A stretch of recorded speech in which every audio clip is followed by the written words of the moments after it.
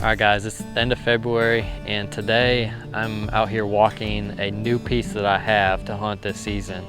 This is actually my very first lease. I've never leased ground ever in my life, but I was able to find this one through a friend of mine and talk to the landowner and work out a deal to lease it for the hunting rights. So I'm excited about that for a couple of reasons, but one of the main ones is I've never had exclusive access to a piece of property in my entire life. Every property I've ever hunted, someone else has also had permission, and that's not always a bad thing, but there's also something to be said about having 100% control of what goes on the property, and not just, you know, what deer get shot, trying to get deer to maturity and having control over that, but also not just for myself, being able to take a family member or a friend or someone that I want to bring out to shoot a deer. I have a lot more control in that too. So I'm really just looking forward to the new experience of having 100% control over how a property gets hunted, how it gets managed, all that type of stuff. So it's going to be pretty cool.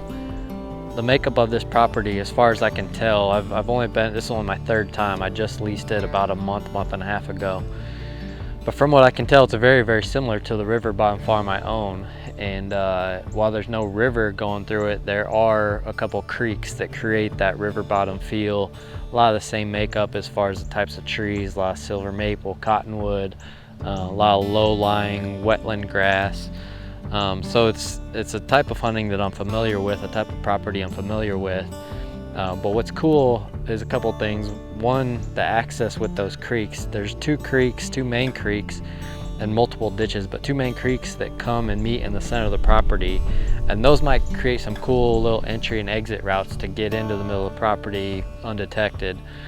And then there's also ditches that come off of those that might provide the same opportunities. So one of my main goals today is to look at those and see exactly how I could get in and out of them, and potentially what trees they lead to where I could go and hang stands here in the next month or two. The other primary goal is figure out where the deer are bedding. It's pretty flat, it's relatively homogeneous as far as the terrain goes. And so there's not a lot of breaks, a lot of edges. Obviously deer really like those edges, and you have limited amount of that on a property like this.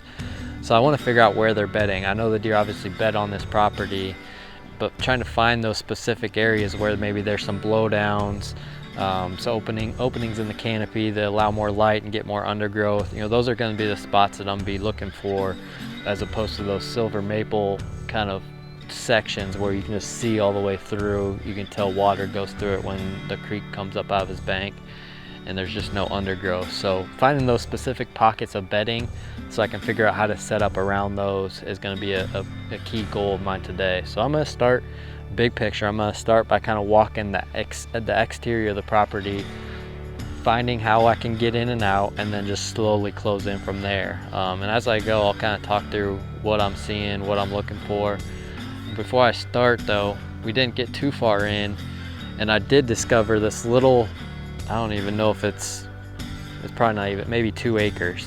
A 2-acre patch. It's just a little bit of a rise. You can maybe tell looking over my left shoulder, a little bit of a rise in the terrain that allowed some oaks to do well and thrive on this little high spot. There's probably 30 to 40 oaks that came up right here, and I hadn't seen that anywhere else across the property. Like I said, it's a lot of silver maple, cottonwood, typical river bottom trees.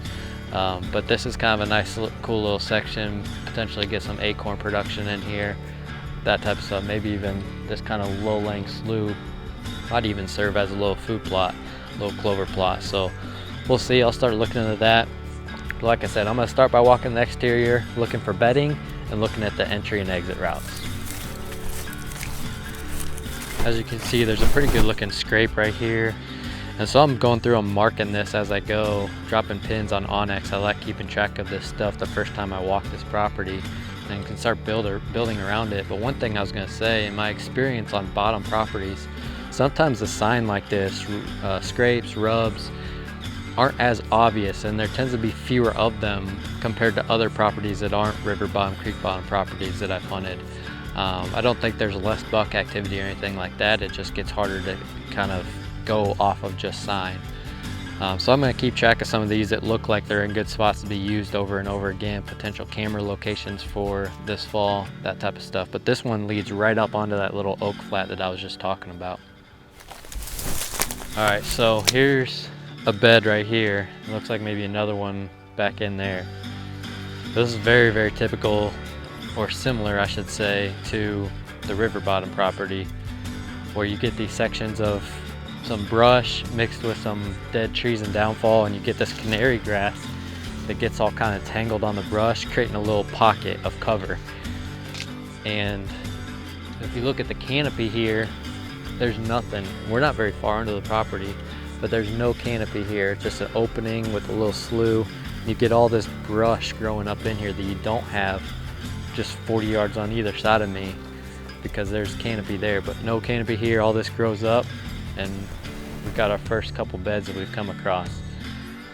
So this is the type of stuff that I'm going to be looking for and marking, is these little bedding pockets like this, just trying to figure out the areas that the deer tend to bed and the areas they tend to more just travel through.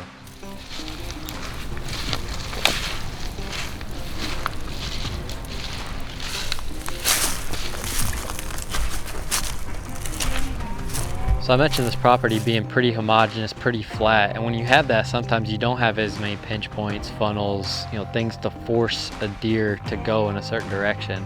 So sometimes you have to look at the smaller, more micro pinches. And an example of that is what's behind me here. There's two big trees that look like they were uprooted a while back, fallen, and they've created this basically barrier of deer movement for 80 yards or even more. And you look right on this side of it, there's a really good trail here, and I bet if we go to the back side, it'll be the same thing where they're diverted around that, and they'll continue on those trails for a while, so you can kind of hunt around that if you look for little spots like this. Like I said, these flat areas, sometimes they can go wherever they want, and you have to really look a little bit harder for something that's going to force direction one way or another. One thing I forgot to mention about this property is how it's going to change quite a bit. The landowner bought this property with the goal of logging it, and so he plans to do that. I don't know if it'll happen this year or if it'll be next year, but it'll change a lot. If you look behind me, you can see how open it is, and primarily they're going to be harvesting a lot of maple trees, and I'm actually looking forward to that being done. The first year it's going to help it by just having all those tree tops. The loggers will come in, they'll leave the tops. That'll create instant food on the ground for the deer, but it's also going to create ground level cover. So that's the year one benefit. The successive years after that, the benefit's going to be the sunlight hitting the floor. You're getting rid of that canopy that's blocking a lot of this growth. So that's also going to increase the ground level cover, the bedding cover for these deer. So I'm really looking forward to it being logged. I know it sounds kind of weird. I think some people have the wrong perception of what logging a property means. But when they're coming in here, it's not a clear cut. They're coming in here and logging the trees that are big, mature trees that are just taking up a bunch of space in the canopy. It's gonna really help this property, especially this property, because of how open it is, how flat it is. So I'm looking forward to that being done and excited to see how it helps the property.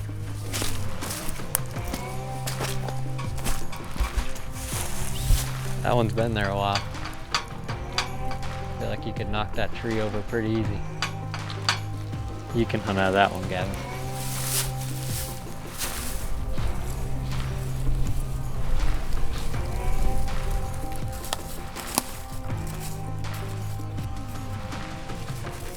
So there's not very many edges, but there is a good little edge here, a young maple grove compared to the more mature hardwoods. It's a pretty good hard edge right here. And you look, a bunch of trails coming right through, so not very many of them, but there's an example of one.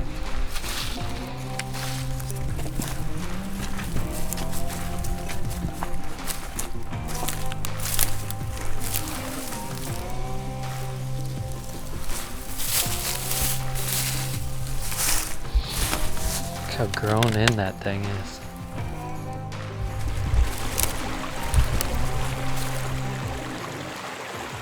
We can cross right there.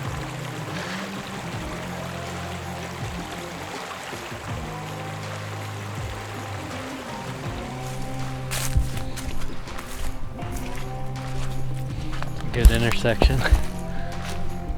That's a heavy trail. That's a heavy trail. You got a nice edge right here. Move this over to one of those big trails.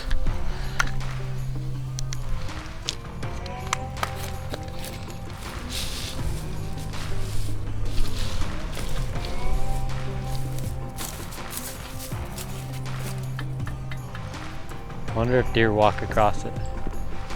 Raccoons definitely do.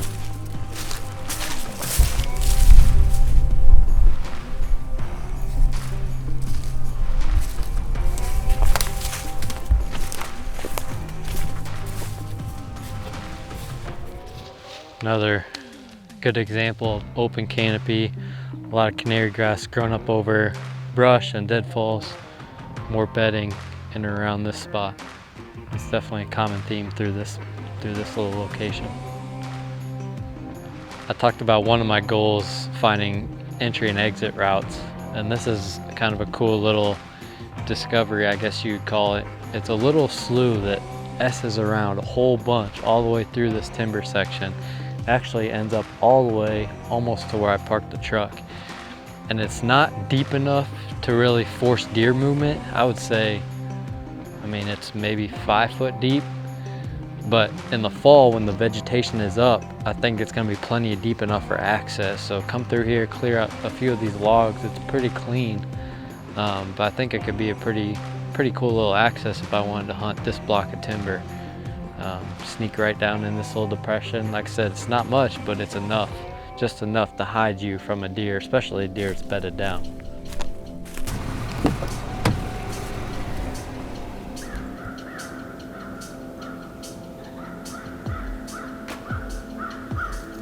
Well, we're starting to run out of daylight here. There's just so much to cover when you're trying to really thoroughly comb it. But I wanted to come around. There's 2 access points to this property, and I want to come around from the other side and check out the back side.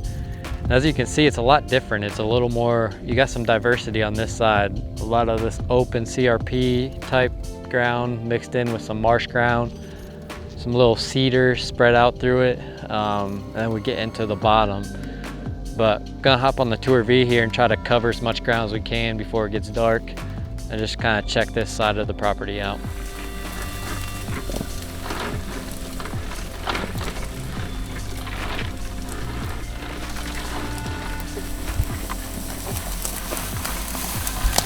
So this is kind of a cool area. It's a lot different than the rest of the property. It sits up just a little bit higher, so you got some CRP grass and the cedars, and there's trails going all over through here. I'm gonna have to take some time and figure out where exactly they're coming and going, but they're just, you'll be able to see from the aerial shot, they're all over through here. And this is the area I originally thought about because it's a little bit higher and might survive a flood if the creek comes out of its banks, which is pretty typical. This area, you might be able to have food survive and not get up, not have the water level get up to it. So I'll have to come look at that a little bit later.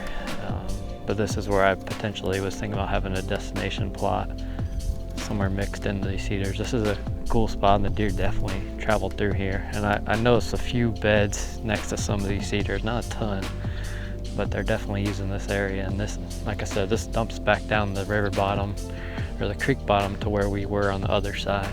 So we'll keep walking through here a little bit. So this is kind of cool. We just came from those cedars. They're just a gradual slope up from us, and you come down closer to the creek level and you got pockets of willows. And we've documented this on the river farm quite a bit, but they love to bed right in these little pockets like this. It just shields them from the wind. You know, normally they can see out decently once the leaves come off, but I can already see little pockets that they're bedding in. So that's kind of cool, just that diversity within, I mean, not even 100 yards.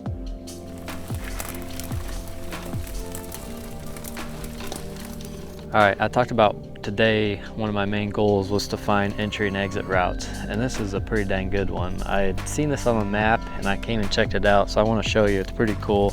We'll drop down in right here.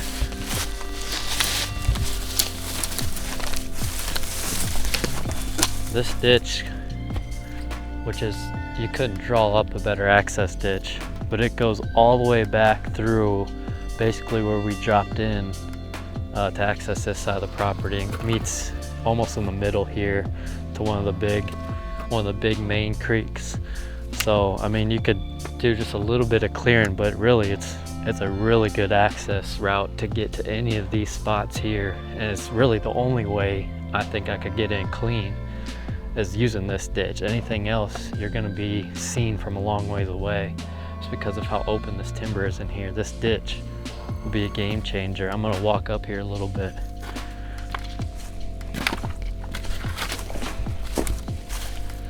There's a few good huntable trees right along the ditch too, making it even better.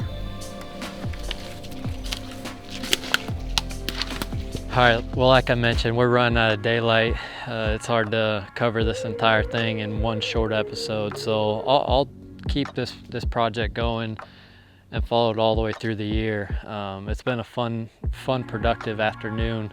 I love this stuff. I mean, this is stuff that I could do every day of my life. It's like being a kid in a candy store for me. I love just walking through, thinking about the possibilities, thinking about the potential hunts I could have in certain locations, and just figuring it all out. That's such a big part of the fun for me. It's taking something you don't know and trying to figure it out, and it's an evolving process. I won't have it all figured out in year one for sure.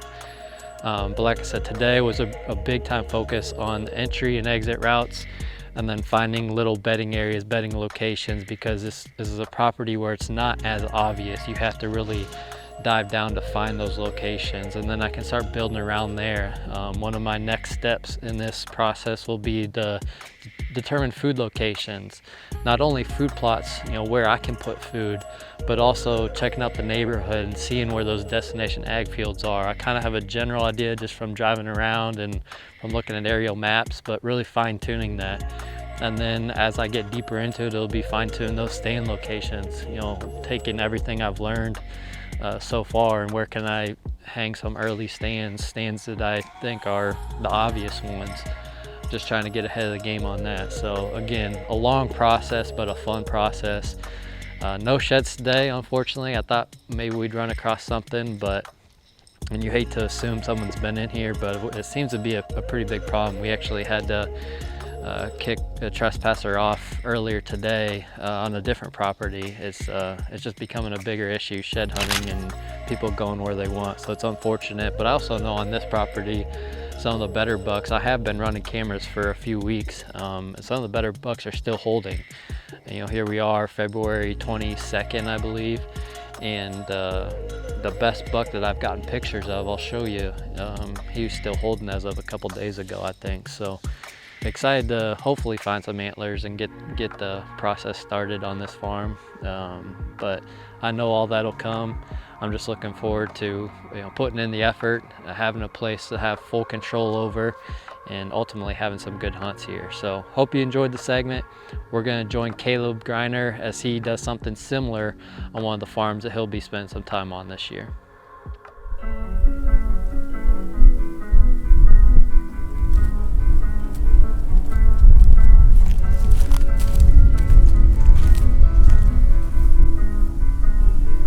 Well, it's mid-February and Gavin and I are out checking out a new piece of property that I just picked up for permission this year. And I'm pretty excited about this one. I've only personally hunted it once, and that was with Ethan. We were in here in early October and had a really good encounter with a mature buck, but just couldn't get it dialed in, and I think he got our scent. But with this being probably my third time ever stepping foot on this property, I don't know anything about it, and the fastest way to gather that information, in my opinion, is walking it during the spring. You can still see all the scrapes, all the trails. They're pretty muddied up this time of year, so that can really help to show you where the deer movement is on your timber and on your property. But one of my favorite parts is finding those scrapes. I really enjoy running cameras in the summer on find scrapes. I've had really good luck, especially this past year. I've only been doing it the past 2 years, and I wasn't as big of a believer in it until I started trying it. And once I tried it, I mean, these bucks and does are all hitting these scrapes all throughout the year. They're hitting them in the winter months, the spring months, all the way up until summer and obviously the fall. So that's gonna probably be my key strategy in finding these bucks back for next year, just starting to put out some cameras today and just trying to find the natural movement in this timber. I don't like running any cameras this time of year over corn, over any feed. I like trying to pick up that natural movement. In the winter months, the deer are more elective to actually walk the trails that are a lot easier, what I like to call the main trails, and picking up those trails can help with your stand setup this time of year big time. But there are a few really good deer on this farm that made it, and one of those bucks was actually the deer that Ethan and I encountered. Along with him, there was a really good 4-year-old triple beam buck and a really good 6x5 that was a 4-year-old too that made it. So all those deer were in here early. I had velvet pictures of all of them, so I'm hoping that they're gonna come back onto this farm in the summer months, and it'll shape up to be a perfect youth season farm and early muzzleloader farm. But Gavin and I are gonna do some walking today. I'm hoping we can find a shed, but I just checked cards the other day, and like I was saying, the bucks are maybe 20 to 15% shed, so it's a lot different from last year, but there's a lot of cool things I want to check out. We got a couple cutty backs we want to put up like I've been talking about, so we're gonna get to it, get the boots on the ground and see if we can't find anything.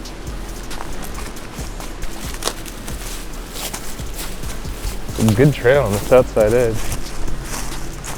This spot looks really good. I like this scrape right here, dude. I need to mark this on Onyx. I like this scrape right here because that trail you were coming down right there is a huge main trail. Probably 5 to 10 yards off the trail. It's not a big deal, but it's a nice little clearing. It's a nice little opening. Something to just kind of work through. Like everything that comes through here will hit this scrape right here.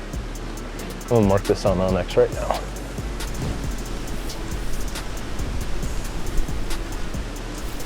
Probably the best pinch on the farm right here, honestly. This draw kind of just wise right here. I was running a camera here actually quite frequently. Whenever the deer would come on that camera down in that bottom, they'd always come right through here. So they filter, this is just their natural filter.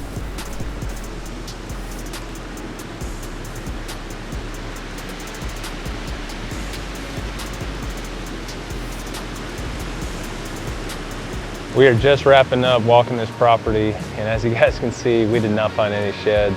Still super early, like I was saying, and this property, it's more of a destination food source. As we started walking the property, there wasn't as much winter browse on this property as what I thought. There was a little bit of honey locust. The deer like those locust pods, feeding on them throughout the winter, but just not a lot of daytime browse for them, so I'm not really shocked that there's not as much sign in here, but we did find quite a few scrapes, and threw up a camera right back behind me.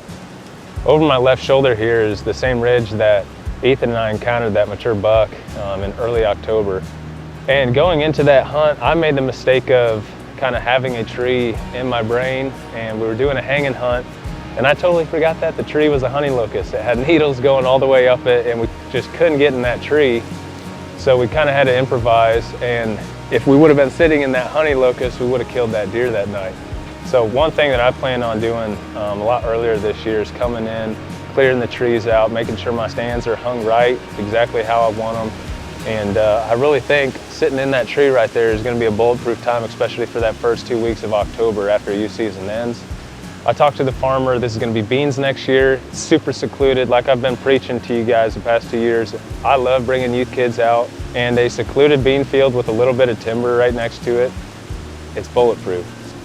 Looking at the property today, there's really not much that I want to do on it other than just keep running trail cameras, try and catch on to that natural movement on the property that helped during the summer months, but it's still early. I'm looking forward to March coming. It's just right around the corner now. Bucks should be dropping a lot heavier over the next couple weeks. But that basically does it for this property, and Gavin and I are going to head out and check a few more properties, do some more scouting today, and see if we can get some more planning done for next season.